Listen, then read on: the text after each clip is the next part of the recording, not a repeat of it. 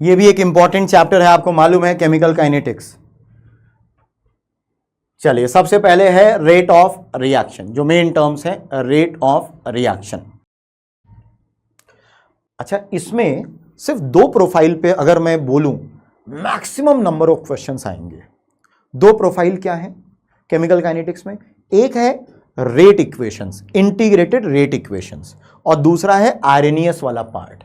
अगर इन दो पार्ट्स को देखोगे, almost 90% of the kinetics questions in दो हिस्सों से आती हैं, इंटीग्रेटेड रेट इक्वेशंस और आरएनएस इक्वेशंस, मतलब जो टेम्परेचर वाला इफेक्ट है। ठीक है,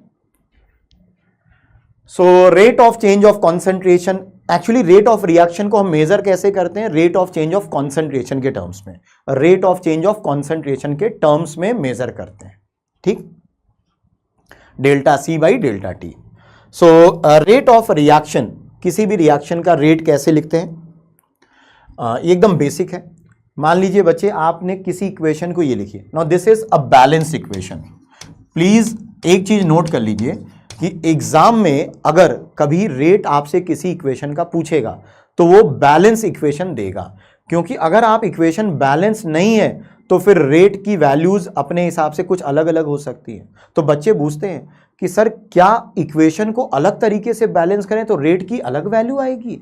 बिल्कुल, रेट ऑफ रिएक्शन की अलग वैल्यू आएगी। अगर आप बैलेंस अलग तरीके से करोगे तो रेट ऑफ रिएक्शन की वैल्यू अलग। इसलिए हमेशा बैलेंसिंग कोएफिशिएंट्स गिवन होते हैं जब भी क्वेश्चन आता है। लेकिन चूंकि एनटीए है और आपको मालूम है कि एनटीए एक महान संस्था है ना, महान संस्था, तो एनटीए कई बार ऐसा भी करता है कि उसने इक्वेशन को बैलेंस नहीं की और रेट पूछ लिया। अब प्रॉब्लम क्या है? जैसे मान लो मुझको ये इक्वेशन दी और कुछ डेटा दिया और बोला कि रेट ऑफ इक्वेशन बताइए। अब बैलेंस तो की नहीं है, अब इसको मैं 1000 तरीके से बैलेंस कर सकता हूं। कैसे? मैं इसको ऐसे बैलेंस कर सकता हूं, मैं इसको ऐसे भी तो बैलेंस कर सकता हूं, मतलब 1000 तरीके हैं बैलेंस करें। ये भी बैलेंस है, ये भी बैलेंस है। कौन सी इक्वेशन का रेट बताऊं, पहले वाली का या दूसरे वाली का? आपने क्या दोनों के अलग अलग आएंगे? बिल्कुल अलग अलग आएंगे, इन दोनों की वैल्यूज अलग अलग आएंगी। तो अगर किसी को रेट पूछना है तो उसको बैलेंस इक्वेशन देना पड़ेगा। लेकिन मैंने अभी बोला एनटीए एक महान संस्था है, तो कई बार ऐसे क्वेश्चंस होते हैं जहां वो नहीं इक्वेशन बैलेंस करके देता, तो आपकी जिम्मेदारी है कि आप उसको सिंपलेस्ट रेशियो में बैलेंस कर लीजिए, होल नंबर रेशियो में, सिंपलेस्ट होल नंबर रेशियो में बैलेंस कर लीजिए। मतलब इसका या इसका ये बैलेंस तो है, लेकिन बेटा सिंपलेस्ट रेशियो में नहीं, तो हमको इसके हिसाब से आंसर, खुद से सवाल छोड़ के ना आना, सवाल करके आना है, छोड़ के नहीं आना है। ये रिलेशन होता है बेटा, रेट ऑफ रिएक्शन की वैल्यू इस तरह से गवर्न होती है, इस तरह से गवर्न होती है। क्या है? माइनस साइन इसलिए बच्चे क्योंकि रेट हमेशा पॉजिटिव।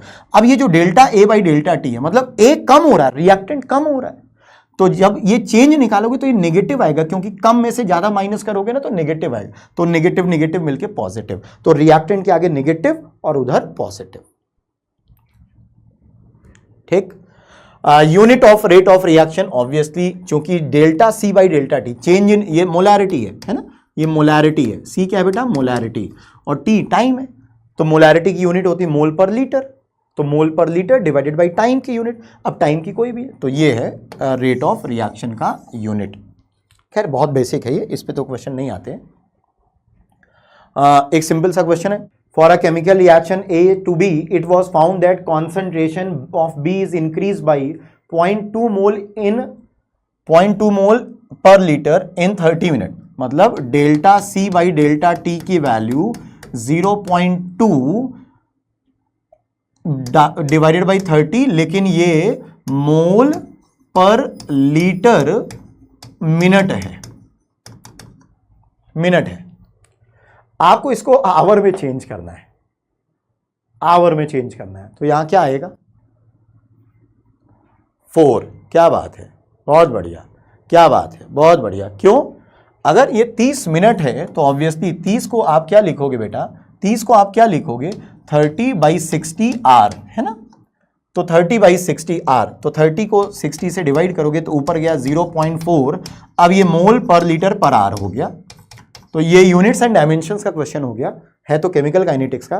तो आप इसको लिख सकते हो 4 × 10⁻⁻1। तो आंसर इज 4, आंसर इज 4। ये भी एक जेई मेंस का क्वेश्चन है। आप क्वेश्चन की लेंथ और विड्थ को देखो तो आपको लगेगा इतना बड़ा क्वेश्चन, लेकिन है बड़ा हल्का क्वेश्चन, है बड़ा हल्का क्वेश्चन, है बड़ा हल्का क्वेश्चन। सो ये दुनिया भर का बकवास दिया हुआ है, इसको छोड़ो। मेन रिएक्शन ये है और वो भी बैलेंस्ड है। देखो एनटीए ने बैलेंस इक्वेशन दी है। If the rate of appearance of Cr2SO4 whole thrice, ये रहा, is a 2.67 at a particular time, then the rate of disappearance of C2H6O, मतलब इसका disappearance देखो। तो अगर मैं सिर्फ इन दोनों को रिलेट करूं, सिर्फ इन दोनों को बेटा, तो -1/3 delta C2H6O divided by delta T is equal to 1/2 delta Cr2SO4 whole thrice divided by delta T। इसकी वैल्यू मुझको दे रखी है कितनी बेटा, 2.67। ये 2.67 दे रखी है और ये वैल्यू मुझसे पूछी गई है। तो मेरा आंसर क्या होगा, 3/2 × 2.67, 3/2 × 2.67। और मुझे आंसर देना है नियरेस्ट इंटीजर में, नियरेस्ट इंटीजर में आंसर देना है 1.5 × सो नियरेस्ट इंटीजर आंसर इज 4, है ना। अप्रोक्सीमेट वैल्यू कितनी आ रही, एग्जैक्ट वैल्यू अगर मैं सॉल्व करता हूं तो कितनी आ रही बेटा, एग्जैक्ट वैल्यू आ रही है 3 डिवाइडेड बाई 2 इंटू 2.67, 4.005। तो नियरेस्ट इंटीजर 4, है ना। तो ये आंसर जेईई मेंस का PYQ है, बहुत हल्का PYQ। ठीक है, अब रेट लॉ, रेट लॉ है क्या बेटा, रेट लॉ एक मैथमेटिकल एक्सप्रेशन है जो कि किसी भी रिएक्शन के रेट को ये जो रिएक्टेंट्स हैं उनकी मोलैरिटी या कॉन्सेंट्रेशन के टर्म्स में एक्सप्रेस करता है। मतलब क्या है, देखो इधर x और y स्टोइचियोमेट्रिक कोएफिशिएंट्स हैं। अभी ये, अब इसको आप ऐसे समझो, a और b समझो, है ना। यहां a कर लेता हूं, या एक काम करते हैं, थोड़ा सा स्टूडेंट, यहां a मान लो, यहां b मान लो, a और b स्टोइचियोमेट्रिक कोएफिशिएंट a है, ये स्टोइचियोमेट्रिक कोएफिशिएंट b है। Rate is proportional to molarity of p की पावर x, a नहीं x, और q की पावर y, जहां x क्या है, order with respect to p, y क्या है, order with respect to q। ठीक, order with respect to p and order with respect to q। x plus y क्या है, x प्लस वाई को अब आगे से हम लोग बोलेंगे ओवरऑल ऑर्डर, ओवरऑल ऑर्डर, और इसको हम लोग n से डिनोट करेंगे। रेट को क्या लिखेंगे, rate of reaction is equal to, यहां प्रोपोर्शनलिटी है, प्रोपोर्शनलिटी को इक्वलिटी से रिप्लेस करो, तो एक कांस्टेंट k p की पावर x और q की पावर y। ठीक है, तो ये मेरा रेट का एक्सप्रेशन हो गया। यहां जो k कांस्टेंट है इसको क्या बोलेंगे बच्चे, रेट कांस्टेंट। k को क्या बोलेंगे, ये वही बेटा x प्लस वाई क्या है मेरा, ऑर्डर ऑफ रिएक्शन। k क्या है, रेट कांस्टेंट, k क्या है, रेट कांस्टेंट। k को क्या बोलते हैं, रेट कांस्टेंट। इसके ये अलग अलग नाम है, वेलोसिटी कांस्टेंट या स्पेसिफिक रिएक्शन रेट। प्लीज याद ध्यान रखिएगा, ये तीनों नाम से क्वेश्चन में इसकी वैल्यूज मिलती हैं। फिर k की unit, rate constant of any reaction में be defined as the rate of, ये रेट कांस्टेंट मतलब k की यूनिट है बच्चे, k के बारे में है, बाकी तो the rate constant of any reaction मतलब ये जो k है depends on temperature and on presence of catalyst, and on presence of catalyst. मतलब क्या है बच्चे, मतलब ये है, ये जो k है, ये जो कांस्टेंट k है, ये टेम्परेचर पे डिपेंड करता है और कैटलिस्ट पे। क्या और किसी फैक्टर पे डिपेंड करता है, ना, सवाल ही नहीं उठता। और किसी फैक्टर पे डिपेंड नहीं करेगा, सिर्फ दो फैक्टर पे डिपेंड करता है, टेम्परेचर और कैटलिस्ट पे। देखिए लिखा हुआ है, ये सारे पॉइंट्स इंपॉर्टेंट है, कभी कभी थ्योरी इन पे आ जाती है। ठीक है, it is independent from all other factors like amount of reactants, volume, pressure. सिर्फ दो चीजों पे डिपेंड कर रहा है, एक टेम्परेचर और एक कैटलिस्ट पे।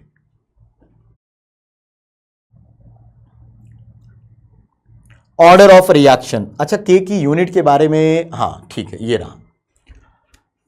अभी आपने लिखा बेटा रेट इज इक्वल टू के और पी की पावर x और q की पावर y। तो रेट की यूनिट होगा मोलैरिटी पर unit time is equal to k, ये मोलैरिटी की पावर x इंटू मोलैरिटी की पावर y। इसको लिखोगे molarity upon time is equal to k, ये मोलैरिटी की पावर x प्लस वाई है जिसको आप n बोलते हो, n मतलब ओवरऑल ऑर्डर। तो यहां से जो k की यूनिट होगी वो हो जाएगी मोलैरिटी की power 1 minus n divided by time. And this is very important, फिर से सुन लीजिए, दिस इज वेरी इंपॉर्टेंट।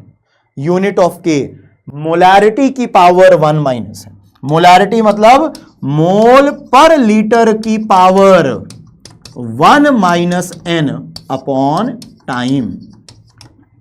फिर से जैसे कुछ चीजों में मैं आपसे बोलूंगा कि हाथ जोड़ के विनती है कि उसको जरूर याद रखना, उस हाथ जोड़ने में एक वाला मेरा हाथ जोड़ लीजिए, इसमें ये याद होना चाहिए आपको। के की यूनिट बहुत जरूरी है और बहुत जरूरी के साथ साथ ये एक्चुअली हेल्प करता है आपको क्वेश्चन सॉल्व करने में, ठीक है। यहाँ x प्लस वाई क्या है, यहाँ n क्या है, ओवरऑल ऑर्डर, इसमें कोई दिक्कत नहीं बेटा, ओवरऑल ऑर्डर है। इधर कुछ गड़बड़ हुआ क्या? सही है, सही है, सही है, बिल्कुल सही है, बिल्कुल सही है, बिल्कुल सही है बेटा, ये है ना, कोई दिक्कत नहीं, ये सही है। मेन ये याद रखो, n की वैल्यू रखोगे आंसर आ जाएगा, इसको याद रखने नहीं, इसको याद रखो, n की वैल्यू रखो आंसर आ जाएगा। Based upon the number of steps a reaction takes to get completed, we can define two types of reactions. इस आधार पे कि कोई रिएक्शन कितने स्टेप्स में कंप्लीट होती है, हम रिएक्शन को दो प्रकार से डिफाइन कर सकते हैं। कौन कौन से? एक एलिमेंट्री रिएक्शन और दूसरी complex reactions. Complex reactions, elementary reactions क्या है? जो सिंगल स्टेप में हो जाती हैं। Complex reactions which occur in multiple steps, which occur in multiple steps, मतलब एक स्टेप हुआ, कुछ इंटरमीडिएट बना, फिर दूसरा स्टेप हुआ, फिर तीसरा स्टेप हुआ, एक से ज्यादा स्टेप में कंप्लीट होते हैं। इसमें इंटरमीडिएट का फॉर्मेशन होता है, इसमें इंटरमीडिएट नहीं बनता है। इसमें जो स्टाइशियोमेट्रिक कोएफिशिएंट होता है वही ऑर्डर हो जाता है, ठीक है। जो पैरेलल नहीं बेटा, कॉम्प्लेक्स और elementary, single step multiple steps, है ना। सिंगल स्टेप जैसे यहां पे, जैसे सपोज आपको दे दिया गया कि ये एक एलिमेंट्री रिएक्शन है, प्लीज ध्यान से सुनिएगा। अगर एलिमेंट्री रिएक्शन बोल दिया गया, अगर बोला गया तभी मानेंगे, अगर बोल दिया गया तो एलिमेंट्री रिएक्शन के लिए ये जो नंबर्स होते हैं यही ऑर्डर हो जाते हैं। तो इसके लिए आप रेट को क्या लिखोगे? के ए की पावर 1 और बी का स्क्वायर, ए की पावर 1 और बी का स्क्वायर, मतलब ये जो नंबर्स हैं यही ऑर्डर होंगे, यही नंबर्स ऑर्डर हो जाते हैं। तो एलिमेंट्री, लेकिन जब एलिमेंट्री बोला जाएगा तभी आपको करना है, अदरवाइज नहीं करना है, नहीं करना है। कॉम्प्लेक्स के लिए हमेशा गिवन होगा, ऑर्डर गिवन होगा, order is an experimentally determined quantity. चलो एक क्वेश्चन करो, जेई मेंस का है, ये जेई मेंस का है क्वेश्चन, मैं पढ़ता हूं। For the reaction 2a plus b2 is equal to 2ab, 2a plus b2 is equal to 2ab is an elementary reaction. दे दिया गया कि एलिमेंट्री रिएक्शन है, ठीक है। For a certain quantity of reactants, if volume of reaction is reduced by a factor of 3, volume को 1/3 कर दिया, वॉल्यूम 1/3 कर दिया, तो बताइए रेट कितने टाइम्स इंक्रीज हो जाएगा? सुनिए, अगर ये एलिमेंट्री दे दिया गया है तो रेट होगा के ए की पावर में 2 और B2 की पावर में 1, पर ये तो मोलैरिटी है, वॉल्यूम 1/3 का मतलब मोलैरिटी थ्राइस हो रही है। अगर वॉल्यूम 1/3 तो मोलैरिटी थ्राइस 3 टाइम्स हो रही है। ऐसा इसलिए बेटा क्योंकि molarity moles upon volume, volume नीचे है तो 1/3 तो 3 टाइम्स, तो ये 3 का स्क्वायर इंटू 3 की पावर 1 तो कितने टाइम्स हो जाएगा? 27 टाइम्स हो जाएगा ना बच्चे, क्योंकि वॉल्यूम 1/3 करोगे तो कॉन्सेंट्रेशन मोलैरिटी 3 टाइम्स हो जाएगी अपनी पुरानी वैल्यू की। तो इधर 3 का स्क्वायर और 3 की पावर 1 27 टाइम्स। जेई मेंस का है क्वेश्चन। चलिए अब जो मैं आपसे बोल रहा था कि इंटीग्रेटेड रेट लॉ और आर्हेनियस इक्वेशन पे मिला के 90% क्वेश्चन आते हैं। इसमें सारे ऑर्डर के मैं डेरिवेशंस आपको फटाफट और रिजल्ट्स करने को बोल रहा हूं। चलिए स्टार्ट करते हैं जीरो ऑर्डर से। सुनिएगा, मेरे साथ साथ चलिएगा तो अच्छा लगेगा मुझे। जीरो ऑर्डर, जीरो ऑर्डर तो मान लीजिए मेरे पास एक इस तरह की रिएक्शन है, हमको रेट कांस्टेंट के दे दिया गया है, यह भी बोल दिया गया है कि यह जीरो ऑर्डर की रिएक्शन है, यह भी बोल दिया गया कि यह जीरो ऑर्डर की रिएक्शन है। ठीक है, क्या करना है? T इज इक्वल टू 0 पे मान लीजिए ये इनिशियली A0 इसकी कॉन्सेंट्रेशन है। T is equal to T पे इसको थोड़ा सा A मान लो, ये कुछ कम हो गया क्योंकि रिएक्टेंट है तो कम होगा, तो A T मान लेते हैं जिसकी वैल्यू A माइनस एक्स होगी। AT का मतलब T समय पे बचा हुआ रिएक्टेंट, ये कितना बनेगा? X बनेगा। ठीक है, ये equation rate law minus DA upon DT की वैल्यू यहां 1 है बेटा, क्या होगी? के A की पावर 0। 0 क्यों बच्चे? क्योंकि जीरो ऑर्डर की रिएक्शन, इसीलिए पावर में 0, तो ये तो कांस्टेंट है। तो जब आप इसको इंटीग्रेट करोगे माइनस DA अपॉन DT की वैल्यू K के बराबर आ गई। चलिए इंटीग्रेट कर देते हैं, DT को उधर ले जाओ तो DA की वैल्यू आएगी माइनस K DT। चलिए इंटीग्रेट करते हैं, जब टाइम 0 था तो ये A0 था, जब टाइम T है तो ये AT है। बहुत इंपॉर्टेंट इक्वेशन। अब ये वाला पोर्शन आपको याद हो ना हो, लेकिन प्लीज प्लीज प्लीज ये जरूर याद कर लीजिएगा, AT is equal to A0 minus KT। Zero order के लिए आपकी defining equation, what is AT? AT is amount of reactant left at time T। AT क्या है? अमाउंट ऑफ रिएक्टेंट जो बचा हुआ है T समय पे, T समय पे बचा हुआ reactant. A0 initial amount of reactant concentration, K constant rate constant और T टाइम है। हाफ लाइफ जीरो ऑर्डर के लिए, हाफ लाइफ वो समय है जब AT की वैल्यू A0/2, तो यहां A0/2 रखो तो ये आ जाएगा A0/2K। सब रिजल्ट्स याद रखने हैं, ये रिजल्ट्स याद रखने हैं। हाफ लाइफ जीरो ऑर्डर का A0/2K और T 100%, मतलब जब रिएक्शन का, अच्छा हाफ लाइफ को बेटा T 50% भी बोलते हैं, T 50% मतलब जो आधा चला गया। T 100% को T कंप्लीशन भी बोलते हैं, T कंप्लीशन। कंप्लीशन का मतलब पूरा का पूरा ये खत्म हो गया, तो यहां 0 रखो तो T की वैल्यू आएगी A0/K। ठीक, A0/K। ये इंपॉर्टेंट है तीनों फॉर्मूले, ये जीरो ऑर्डर के हैं। ये किसके हैं? जीरो ऑर्डर के, जीरो ऑर्डर के फॉर्मूले। आगे फर्स्ट ऑर्डर, अगर मैं फर्स्ट ऑर्डर की बात करूं, फर्स्ट ऑर्डर रिएक्शंस की जो सबसे ज्यादा पूछा जाता है, चाहे मेंस का पेपर हो चाहे एडवांस का पेपर हो, जो सबसे ज्यादा पूछा जाता है वो फर्स्ट ऑर्डर है। फर्स्ट ऑर्डर के लिए डिफाइनिंग इक्वेशन क्या है? पहले एक इक्वेशन इस तरह से लिख लीजिए, रेट कांस्टेंट K है, ये फर्स्ट ऑर्डर की रिएक्शन है, वही सारी चीजें हैं। T इज इक्वल टू 0 पे ये A0 जिसको मैं स्मॉल a बोल रहा हूं, T is equal to T पे A में से x कम हो गया, जो बचा हुआ है वो A माइनस एक्स है जिसको मैं AT बोल रहा हूं, ये x आ जाएगा। Minus DA upon DT is equal to K, A की पावर 1 इसलिए क्योंकि फर्स्ट ऑर्डर है, फर्स्ट ऑर्डर। बस थोड़ा सा इंटीग्रेट करते हैं, माइनस जब आप लिमिट रखोगे टाइम 0 पे A0, टाइम T पे AT, तो आपके पास 2-3 इक्वेशंस जबरदस्त आने वाली हैं जिनसे जाने कितने क्वेश्चंस मिलते हैं। क्या क्या मिलेंगे जरा देखिए। पहली इक्वेशन k या t is equal to 1/k natural log a naught upon a t t is equal to 1/k natural log a naught upon a t। दूसरा t is equal to 2.303 upon k log a naught upon a t।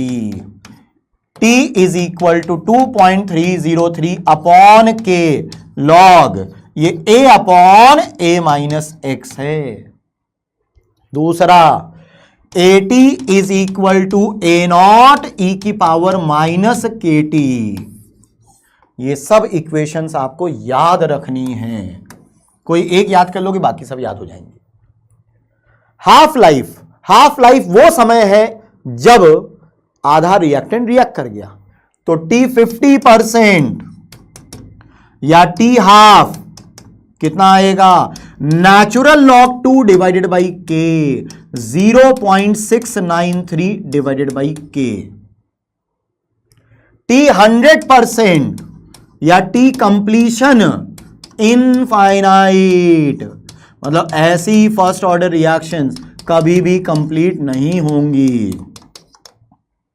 मतलब 100% पूरा का पूरा reactant उठ के product में change हो जाए, ऐसा नहीं होने वाला है, ठीक है। First order.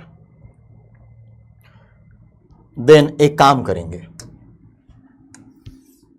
सेकेंड ऑर्डर के लिए डिफाइन नहीं करेंगे, nth ऑर्डर के लिए n की वैल्यू कुछ भी हो सकती है 1 को छोड़ के, n नॉट इक्वल टू 1। ये derivation n is equal to 1 के लिए नहीं है, फर्स्ट ऑर्डर के लिए नहीं। फर्स्ट ऑर्डर के लिए हम लोग देख चुके हैं, बाकी सब के लिए। नेगेटिव के लिए हो सकता है, बिल्कुल हो सकता है। जीरो के लिए हो सकता है, बिल्कुल हो सकता है। फ्रैक्शनल के लिए हो सकता है, बिल्कुल हो सकता है। क्या क्या है सुनिए। चलो सो मान लीजिए मेरे पास इस तरह की एक रिएक्शन है, रेट कांस्टेंट के nth ऑर्डर की रिएक्शन है। Minus dA upon dt is equal to k a की पावर n इसलिए क्योंकि ऑर्डर n है, a को नीचे ले आओ।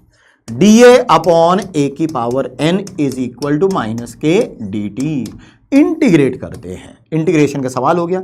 t इज इक्वल टू 0 पे ये a नॉट है, t is equal to t पे बचा हुआ at है। ये 1 अपॉन x की पावर n का इंटीग्रेशन है ना, 1 अपॉन x की पावर माइनस n का इंटीग्रेशन, x की power minus n plus 1 upon minus n plus 1।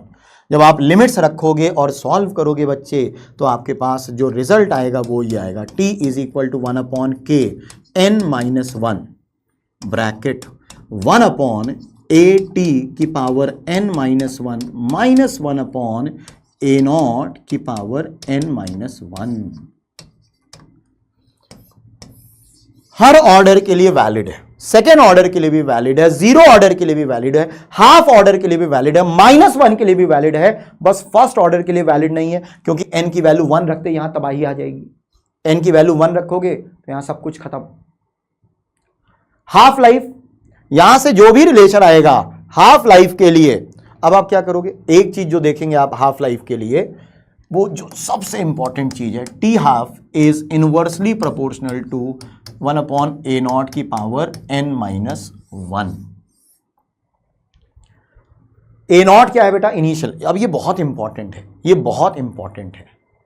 ये बेटा फर्स्ट के लिए वैलिड नहीं है, फर्स्ट ऑर्डर के लिए वैलिड नहीं है बच्चे, क्योंकि n की वैल्यू 1 नहीं रख सकते बेटा, यहां पे n की वैल्यू 1 नहीं रख सकते बच्चे, ठीक है। चलो तो वो हो गया, ठीक। ये समरी है, मतलब ये एक तरह से आपको याद करने के लिए समरी है। जीरो ऑर्डर में क्या आया, फर्स्ट ऑर्डर में, जीरो ऑर्डर में ही आया, फर्स्ट ऑर्डर में आया, सेकेंड ऑर्डर nth ऑर्डर में ये आया, तो ये समरी है आपके लिए। हाफ लाइफ, जीरो ऑर्डर का, फर्स्ट ऑर्डर का, सेकेंड ऑर्डर का, nth ऑर्डर का, ये हाफ लाइफ। ये देखो, ये जो अभी मैंने बोला था, है ना।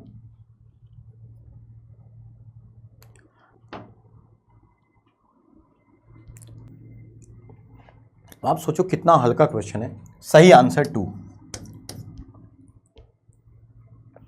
T 75% अपॉन T 50% पूछा गया है। 75% का मतलब 75% रिएक्शन पूरी चली है, तो हो सके तो इसको एज अ फैक्ट आप याद रखना। फर्स्ट ऑर्डर के लिए ये वैल्यू कितनी होती है 2, फर्स्ट ऑर्डर के लिए ये वैल्यू होती है 2, ठीक है, एज अ फैक्ट याद रखना। वैल्यूज में इक्वेशन रखोगे आ जाएगा। ये करो, ये भी अच्छा क्वेश्चन है, करो। A and B decompose via first order kinetics, तो A भी डीकंपोज हो रहा है फर्स्ट ऑर्डर काइनेटिक्स से और B भी डीकंपोज हो रहा है फर्स्ट ऑर्डर काइनेटिक्स से, दोनों फर्स्ट ऑर्डर काइनेटिक्स से डीकंपोज हो रहे हैं। Starting from an equimolar non reactive mixture of A and B। Equimolar का मतलब T इज इक्वल टू 0 पे इसके और इसके मोल्स बराबर है, तो मान लेते हैं A, ये भी मान लेते हैं, मतलब इसको आप A0 मान लो और ये B0 की वैल्यू भी A के बराबर ही है, दोनों के बराबर है। द टाइम टेकन, अच्छा इसका हाफ लाइफ 54 मिनट और इसका हाफ लाइफ 18 मिनट दे रखा है, तो आपको बताना है कि the time taken for the concentration of A to become 16 times, मतलब हमको AT की वैल्यू 16 BT चाहिए। कोई आंसर किस टाइम पे होगा? स्टार्टिंग फ्रॉम एन इक्विमोलर, मतलब दोनों के बराबर बराबर मोल्स हैं। अब मुझे वो समय चाहिए जब A की कॉन्सेंट्रेशन B का 16 टाइम्स हो जाए। Time taken for the concentration of A to become 16 times that of B। AT की वैल्यू होती है A0 e की पावर माइनस KT, है ना। अच्छा हाफ लाइफ का मतलब समझ लो, 54 मिनट का मतलब क्या है? 54 मिनट का मतलब क्या है? इसका मतलब क्या है, इसको आप ऐसे समझो, 54 मिनट में ये आधा हो जाता है, तो अगर ये A था तो 54 मिनट में ये हो जाएगा A/2। अगले 54 मिनट में, मतलब शुरुआत से 108 मिनट पे ये A/4। अच्छा ये भी A था लेकिन ये 18 मिनट में आधा होता है, ठीक है, तो T इज इक्वल टू 0 पे ये A था, 18 मिनट पे ये कितना हो जाएगा A/2 और 18 मिनट पे ये कितना हो जाएगा A/4 और 18 मिनट में, अच्छा यहां से यहां आने में A/4 दो 108 मिनट में। अब अगर यही 108 मिनट में आए तो सुनो, अगर आप गौर कर रहे हो तो आप मैथ्स के अच्छे स्टूडेंट हो, ये हाफ हाफ हाफ, तो 18 अगर 108 मिनट मतलब कितनी हाफ लाइफ? 6 हाफ लाइफ, है ना। 6 भाई 108 मिनट में टोटल हाफ लाइफ कितनी? 18 से डिवाइड करो तो कितनी? 6 हाफ लाइफ, तो ये A/2 की पावर 6 हो जाएगा, मतलब 108 मिनट के बाद A/2 की पावर 6, 2 की पावर 6 मतलब 64। ये A/4 है और ये A/64 है, मतलब कितने टाइम्स है? 64। तो अगर मुझे जल्दी से इसको आंसर सॉल्व करना है तो मैं बिना किसी इक्वेशन में गए हुए इस तरह से करूंगा और इसका आंसर हो जाएगा 108 मिनट, 108 मिनट, ठीक।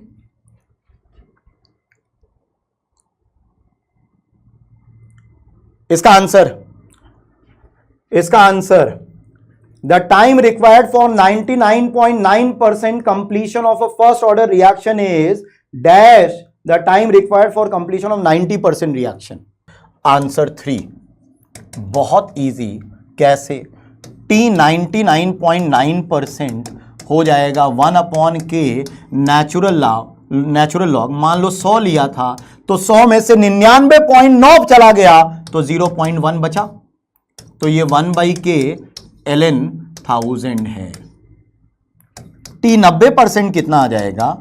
1/K नेचुरल लॉग 100, 100 में 90 चला गया तो बचा कितना? 10, तो ये 1/K ln 10। तो रेशियो लोगे बेटा तो इसको 3 लिख सकते हो, तो ये इसका रेशियो कितना आएगा? 3:1, है ना, तो 3 टाइम्स हो जाएगा। चलिए ये ट्राई करिए, यही मेंस का है, यही मेंस का है। Consider the following first order gas phase reaction at constant temperature, ये वाली रिएक्शन है। If total pressure of gas is found to be 200 after 23 second, क्या दिया हुआ है सुनिए, A is equal to 2B plus C, सब गैस है। हमसे बोला गया है कि 23 सेकेंड के बाद टोटल प्रेशर 200 है और जब रिएक्शन कंप्लीट होती है तो 300 है। ठीक है, एक काम करते हैं, T इज इक्वल टू 0 पे इसके इनिशियल प्रेशर को P0 मान लेते हैं। T is equal to T पे P0 में से X चला गया तो ये 2X, ये X प्रेशर है। अच्छा, जब रिएक्शन कंप्लीट होगी तो ये तो खत्म, इसके P0 से इसका 2P0 और इसका P0। हमसे बोला गया है कि जब रिएक्शन खत्म होती है तो टोटल प्रेशर 300 है। इसका मतलब 2P0 प्लस P0 मतलब 3P0 की वैल्यू मिला के कितनी है 300, तो P0 की वैल्यू 100, P0 100 आ गया। 23 सेकेंड के बाद टोटल प्रेशर इन सबको ऐड करोगे तो P0 minus x plus 2x plus x, तो ये P0 प्लस 2x, तीनों को ऐड करोगे तो बेटा कितना आएगा P0 प्लस 2x, इसकी वैल्यू हमको दे रखी 200, तो P0 की वैल्यू 100 है मतलब x की वैल्यू 50 है ना, x की वैल्यू 50 है बस। तो 100 से ये 50 हो गया, मतलब एक तरह से ये हाफ लाइफ हो गया। हमसे रेट कांस्टेंट पूछा है तो रेट कांस्टेंट को मैं लिखूंगा 2.303 होता है। अब मेरा कॉमन सेंस ये कहता है कि मैं 2.3 लूंगा डिवाइडेड बाई टाइम कितना है 23, लॉग जितना लिया था, कितना लिया था 100, डिवाइडेड बाई कितना बचा हुआ है 50, log 2 की वैल्यू 0.301 दे रखी है और ये दे रखा है 0.1, सो दिस इज 0.1 इंटू 0.301 है ना।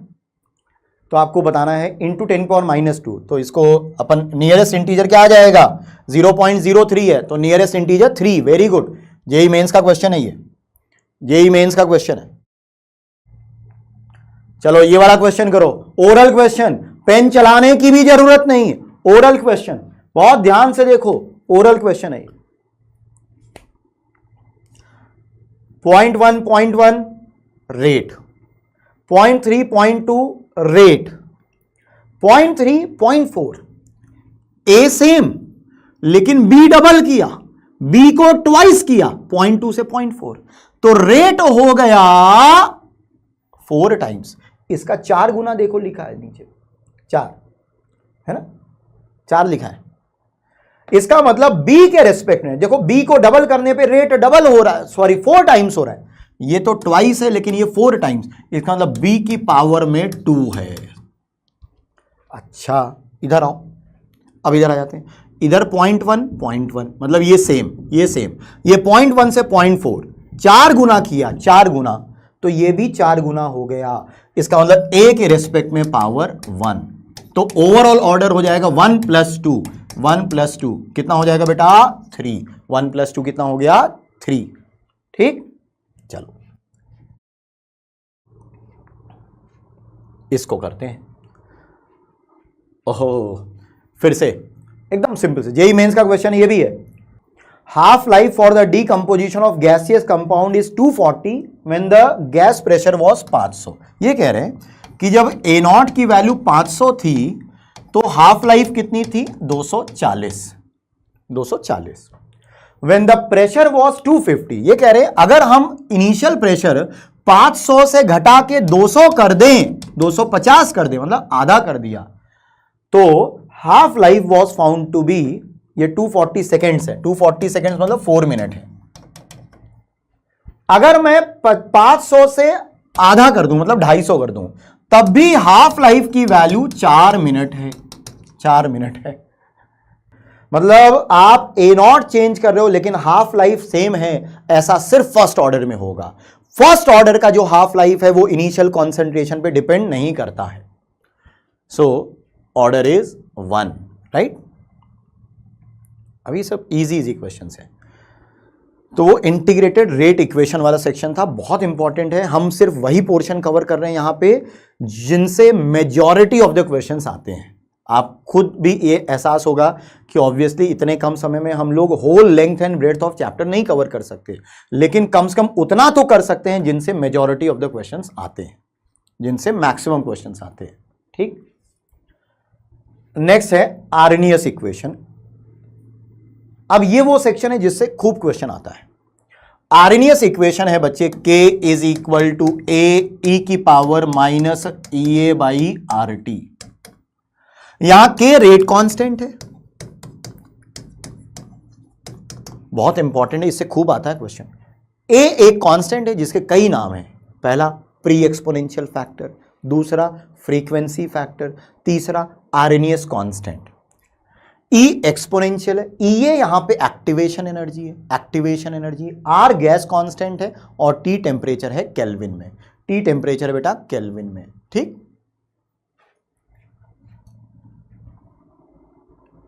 सो A is called pre exponential factor. और इसकी वैल्यू अब सुनिएगा, for any reaction its value will depend on temperature.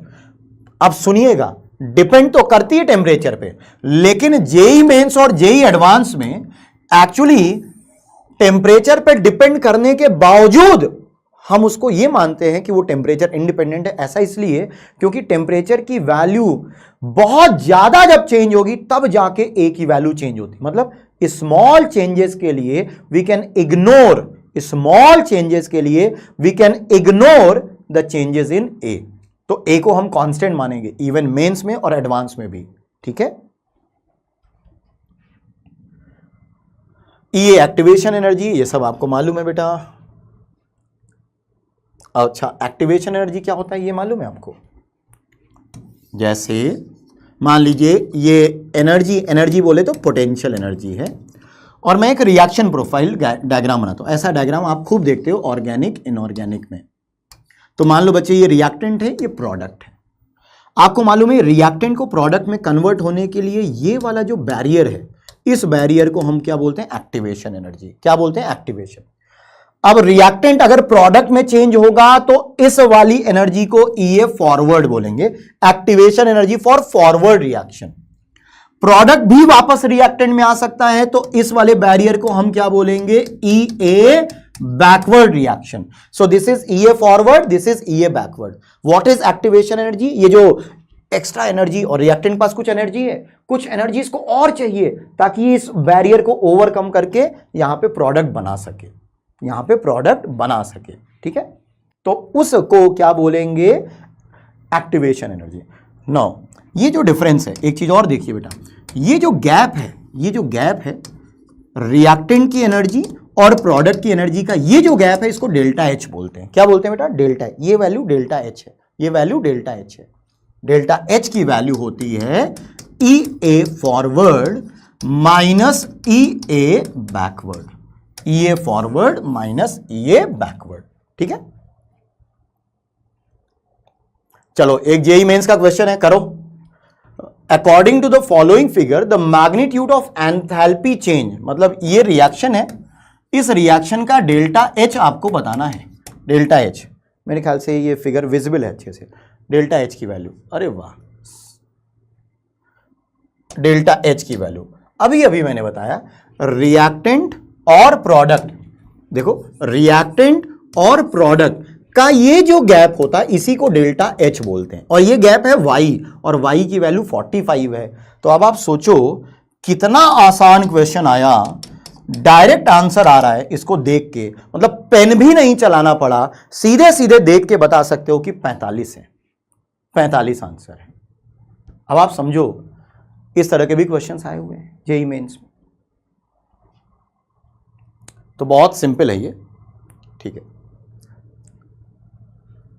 एक मिनट, कुछ इसके क्वेश्चंस हैं हम लोग के पास, ये रहा। चलो, an exothermic reaction X is equal to Y has an activation energy of 30 kilo joule, ठीक है, ये आपको बताना है बेटा। सो X से Y, अरे X से Y एक रिएक्शन है और इसके लिए एक्टिवेशन एनर्जी 30 किलो जूल है। If the energy change delta E मतलब डेल्टा एच, इसके लिए डेल्टा ई या डेल्टा एच की वैल्यू आपको दे रखी -20, then activation energy for the reverse direction, delta H की वैल्यू -20 दे रखी है, और एक्स से वाई के लिए x से y के लिए ये वाली वैल्यू आपको दे रखी कितनी 30, तो आपको ये वाली वैल्यू बतानी है। बहुत सिंपल है बेटा, हाँ वेरी इजी। देखो -20 is equal to EA forward minus EA backward. ये 30 है तो -20 is equal to 30 minus EA backward. EA backward की वैल्यू आ जाएगी 50। कितनी वैल्यू आ जाएगी EA बैकवर्ड की 50। सो एक क्वेश्चन भी आया हुआ है 50 आंसर।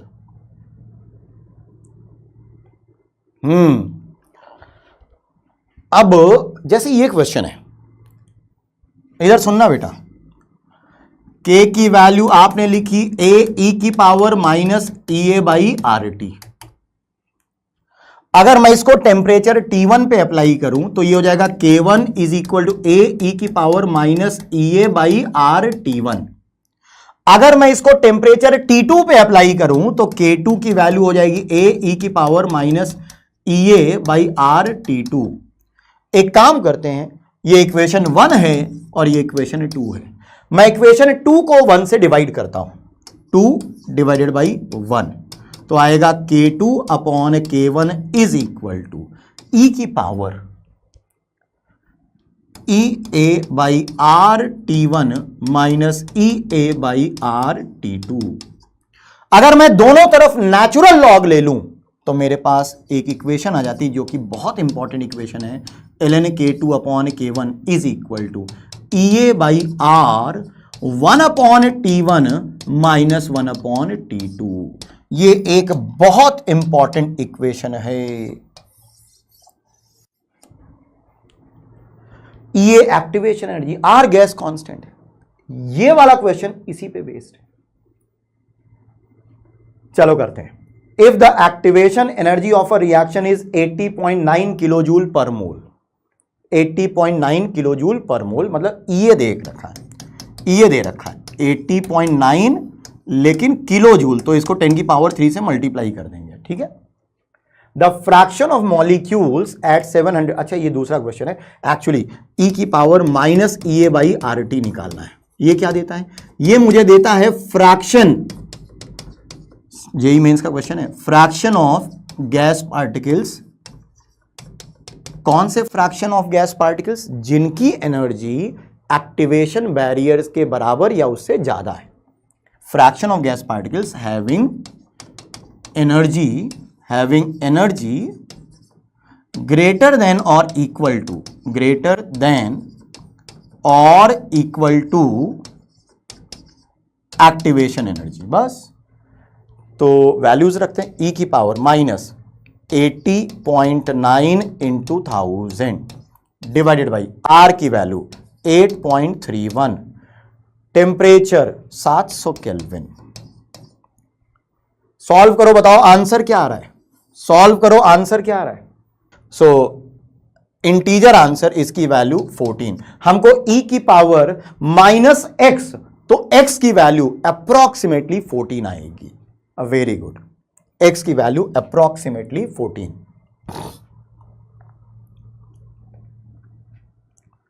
ठीक है ठीक है ठीक है। कैटलिस्ट, कैटलिस्ट क्या करते हैं, कैटलिस्ट रेट ऑफ रिएक्शन को इंक्रीज करते हैं। कैसे इंक्रीज करते हैं, एक ऑल्टरनेटिव पाथवे दे देते हैं। क्या मतलब है, जैसे सपोज ये एक रिएक्शन थी, वो बिना कैटलिस्ट के हो रही है, बिना कैटलिस्ट के हो रही है। अगर इसी रिएक्शन में आप एक कैटलिस्ट ऐड कर दो तो ये एक लोअर एक्टिवेशन बैरियर, पहले एनर्जी ज्यादा चाहिए थी रिएक्शन को कैरी आउट करने के लिए, लेकिन अब एनर्जी लोअर हो गई, तो कैटलिस्ट ने क्या किया, एक्टिवेशन बैरियर को कम कर दिया। एक्टिवेशन बैरियर को कम करेंगे तो वही रिएक्शन जो पहले धीमे धीमे हो रही थी अब वो तेज होने लगेगी। ठीक, सो catalyst speed up the rate of reaction by providing an alternative pathway with a lower EA, मतलब एक्टिवेशन एनर्जी को लोअर कर देते हैं, कम कर देते हैं एक्टिवेशन एनर्जी को, है ना। ये जैसे ये ऊपर वाला ग्राफ था विदाउट कैटलिस्ट, नीचे वाला है विद कैटलिस्ट। चलो एक बढ़िया सा क्वेश्चन करते हैं, ये आखिरी क्वेश्चन। किसी भी रिएक्शन की मैकेनिज्म को कैसे पता करेंगे? हालांकि इस पे बहुत कम क्वेश्चंस हैं, लेकिन कुछ क्वेश्चंस आए हुए हैं तो हम लोग देख लेते हैं। किसी भी क्वेश्चन को मैकेनिज्म कैसे पता करते हैं? तो जो स्लो स्टेप होता है वो रेट डिटरमाइनिंग स्टेप होता है, जो स्लो स्टेप होता है वो आरडीएस होता है। हम लेकिन प्रॉब्लम क्या है, NOBR2 एक इंटरमीडिएट है, मुझे इंटरमीडिएट नहीं चाहिए, मुझे इंटरमीडिएट नहीं चाहिए, तो मैं क्या करूंगा, ये देखो इक्विलिब्रियम, ये देखो इक्विलिब्रियम, तो इसका इक्विलिब्रियम कांस्टेंट क्या लिखूंगा, NOBR2 divided by NO into BR2। NOBR2 की जगह आप इसको लिखो, इन दोनों को मल्टीप्लाई करो, तो अब आपको मिलेगा K इंटू के इक्विलिब्रियम, और NOBR2 की जगह ये दोनों मिलेंगे, तो एक NO यहां एक NO मल्टीप्लाई होके मिलेगा, तो NO का स्क्वायर मिल जाएगा और BR2 की पावर 1 मिल जाएगा, है ना। सो ऑर्डर क्या हो गया बेटा, ऑर्डर क्या हो गया 2 + 1, तो ऑर्डर क्या हो गया बच्चे 3, ऑर्डर इज 3, राइट। चलिए ठीक है।